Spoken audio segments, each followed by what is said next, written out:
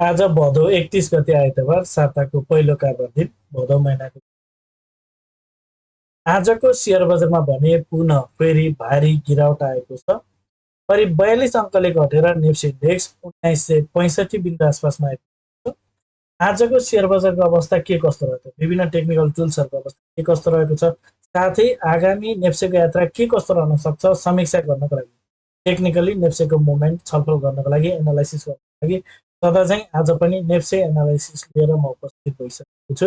नमस्ते, म लामिछाने हजुरहरूलाई मेरो यस युट्युब च्यानलमा हार्दिक स्वागत गर्दछु। हामी स्क्रिनमा नेप्सेको प्राइस चार्ट देख्न सक्छौँ। आज नेप्सेमा एउटा ठुलो बेरिस क्यान्डल बनेको छ, बेरिस मरबोजो टाइपको क्यान्डल छ। कारोबार रकम अत्यन्त धेरै छ, 2 अर्बभन्दा बढीको छ। पार्टिसिपेसन तेज बढ्दै गयो देख्न सकिन्छ। सकारात्मक दिन सकिन्छ जुन टर्नओभर र बजार चाहिँ ठुलो अङ्कले हो, त्यो आजको दिन चाहिँ 2 अर्ब 40 पोइन्ट भन्दा एउटा डिस्क्लेमर, यो भिडियो नितान्त इन्फर्मेटिभ तथा एजुकेसनल पर्पजले तयार गरिन्छ। यसै भिडियोको आधारमा आफ्नो ट्रेडिङ स्ट्राटेजी चाहन्छु। स्टडीको लागि, कम्पेरिजनको लागि र रिफरेन्सको लागि मात्र यो भिडियो लिनु।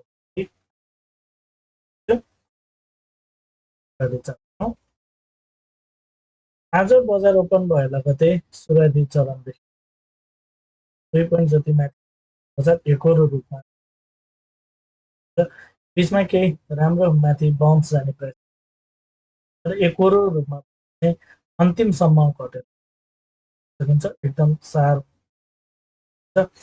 र बजारले चाहिँ सुरुवाती चरणमा जुन अपट्रेन्डको च्यानल बनाउँदै माथि सुरुवाती ट्रेन्डको च्यानल क्रिएट गरिसकेको देख्न सकिन्छ र डाउन ट्रेन्डको च्यानल सुरुवाती चरणमा चाहिँ पुलब्याक हो कि भनेर फेरि डाउन ट्रेन्डको च्यानल नै क्रिएट पूर्ण रूपमा फेरि पनि डाउन देख्न सकिन्छ। बजारले जुन त्यसलाई चाहिँ तलतिर चाहिँ यसरी बजारले चाहिँ डाउन ट्रेन्डको च्यानल क्रिएट गर्नु साथै डाउन ट्रेन्डतिर चाहिँ डाउन ट्रेन्ड मोमेन्ट क्याच गरेको क्लियरली देख्न सक्छौँ। अब स्टार्टेड हो।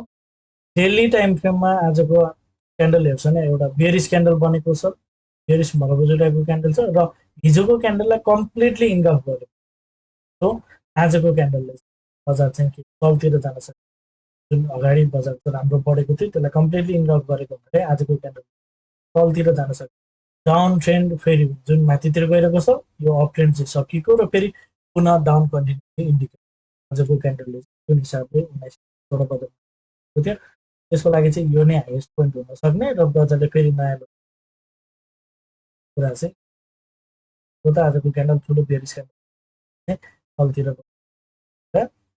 बुझ्न सक्छौँ र डेली टाइम फ्रेममा चाहिँ तल आउने क्रममा जुन पहिलाको सपोर्ट लिएको त्यो लेभलबाट त्यतिर नहुन पनि सक्छ र यसरी बजार चाहिँ माथिबाट तल आउने क्रममा चाहिँ 1920 देखि 1950 को लेभलबाट माथितिर जान सक्छ भन्ने कुरा चाहिँ हाम्रो रहेको थियो र माथि जाने सन्दर्भमा बजारले चाहिँ गाडीको स्विङ हाइलाई पार गर्छ होला यो पटक र माथि गयो भने 2072 देखि 2094 को पहिलो टार्गेट रहनेछ र त्यहाँबाट चाहिँ बजारले कस्तो किसिमको हुन्छ। यदि त्यहाँबाट पनि फर्दर माथि जान्छ भने 2175 22 सम्म थियो, तर कम्तीमा पनि बजारले चाहिँ यो पटक चाहिँ बजारले 2094 72 देखि 2094 अनि बल्ल यसरी तलतिर आउँछ एनालाइसिस थियो र बजारले त्यो एनालाइसिस लगभग म्याच गर्न नसक्ने, जब त्यो एनालाइसिस चाहिँ मिट नहोला त्यो अनुसार बजार चाहिँ नचल्ला भन्ने खालको प्याटर्न चाहिँ देखेको छ। लगभग यो पुल ब्याक जुन अगाडिको टाइपको थियो यो पनि त्यही टाइपको पुल ब्याक नै रहने कुरा बुझ्न सक्यो, ठुलो पुल ब्याक जान सक्यो।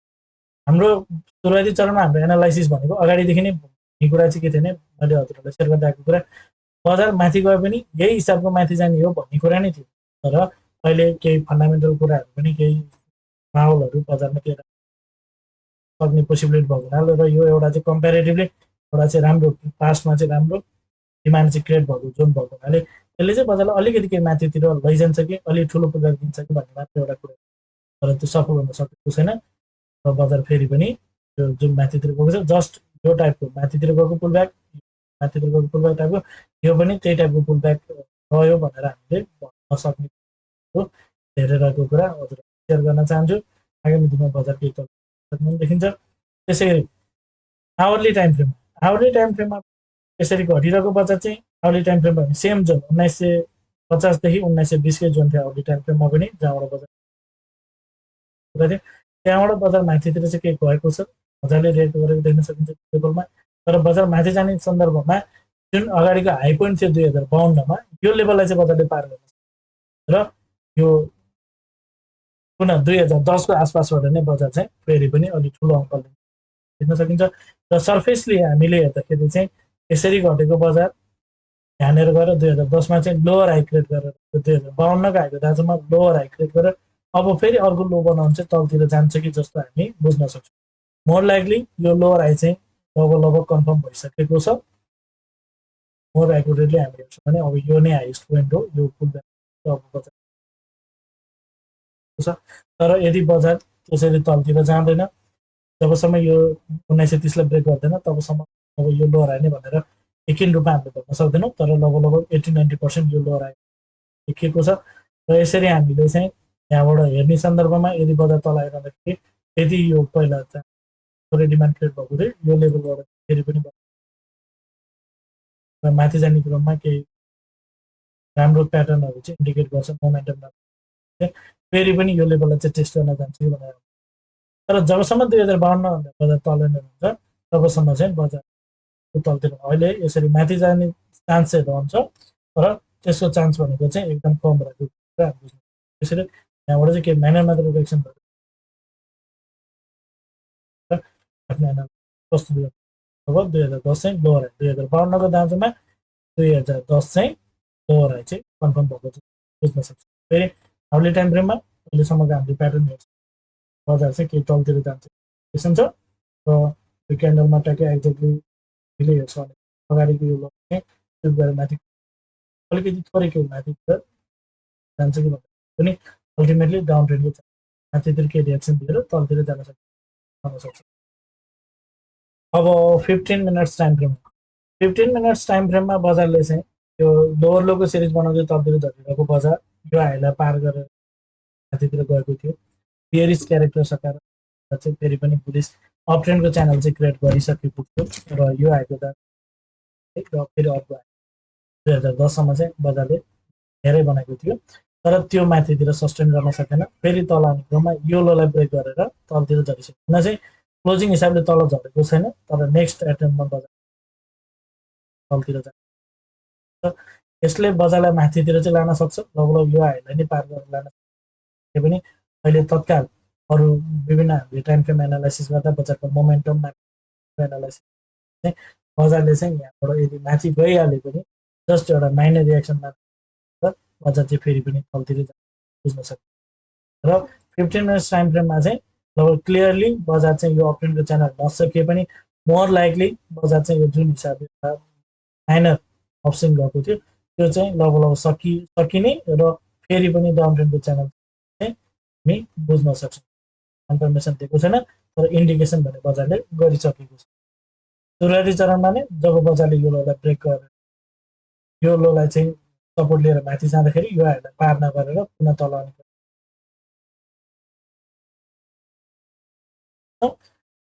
अब कन्क्लुजनतर्फ जाउँ। 5 मिनट्स टाइम फ्रेममा बजारलाई हेर्नु पर्दाखेरि बजार चाहिँ एकहोरो घटिरहेको छ र करेक्सन कम्प्लिसन भइसकेको, अब बजार बढ्छ भन्ने इन्डिकेसन देखाएको छैन।